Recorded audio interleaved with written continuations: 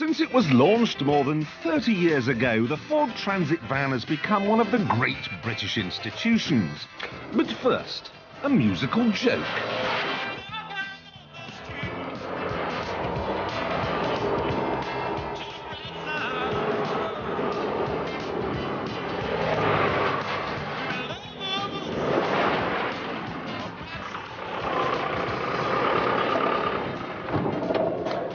Ever since the days when this heavily eyebrowed, almost Mansell-esque version roamed Harold Wilson's roads back in 1965, the Transit has become to the world of vans what sellotape is to the world of sticky tape, or Hoovers are to the world of vacuum cleaners. Transit, the super van. Big, fast, efficient. Smooth, easy to drive, easy to park. Choose from over 1,000 variations. Driver comfort. Handles like a car. More van for your money. More features than any other van. Transit is the super van. Police say its one-ton payload and ability to outmaneuver panda cars completely revolutionised armed robbery. Plod had to start using them too when figures showed transits were the getaway vehicle in 90% of all bank jobs.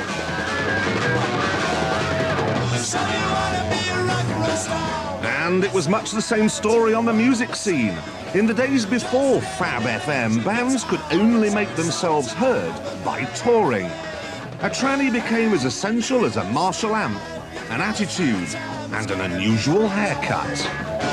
There used to be a little seat on the side somewhere where the door is, and I always used to bag that. And I always used to end up with like symbols in the back of my neck and stuff. And it wasn't really that comfortable, to be perfectly honest, but it was all that there was at the time. What you really want to know is, did we get our leg over in a transit van? But that's for me to know and for you to find out. Actually, in-car entertainment didn't come to the Transit until the art of customising took hold in the decade that taste forgot. Out went the drum kit, and in came the Wolf Race wheels. That's nice. The interior is by Robin Gibb. Wall-to-wall velour, button-back upholstery, Fablon, and steering wheel spokes modelled on Jason King's sunglasses. You know, sitting here, I can feel an attack of BG's facial furniture wanting to sprout forth from my chin. When people stopped parting their hair in the middle, the Transit went back to being a van. Today, the Southampton factory can do you more than 100,000 different engine, trim and body permutations. But at heart, the Transit, as the local radio ads suggest, is still a pie and pint man. People adore their cars. People use their vans. They drive them, fill them with stuff, drive them, fill them with stuff, drive them, fill them with stuff. No, Alexei, you're missing the point completely. What you want from a van is power.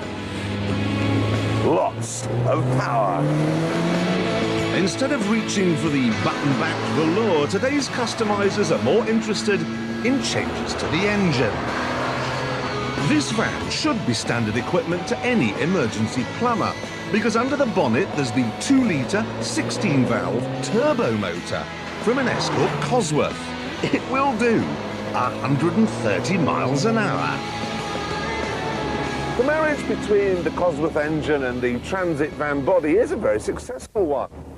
The only trouble is that you do sometimes forget it is a van, and that on every corner it's going to bounce you into the hedgerow. I like it hugely, but it's by no means the fastest Transit ever made. This is.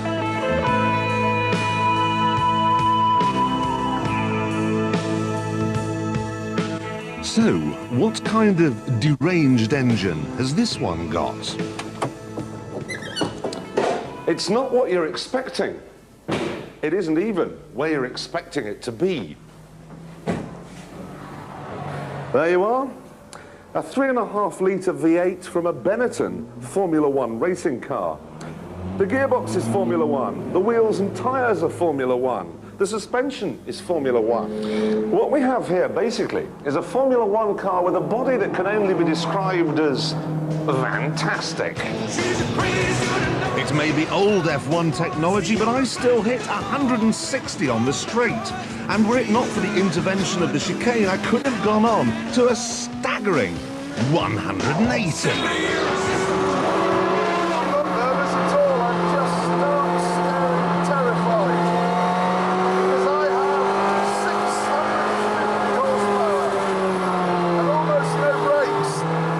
That's because it has carbon fibre discs and carbon fibre pads, and it takes forever to get some heat into them. But when they're warm, this becomes the best getaway vehicle of all time. You know, Ford have built 3 million transit vans and say that everyone in the country at some time has been in one.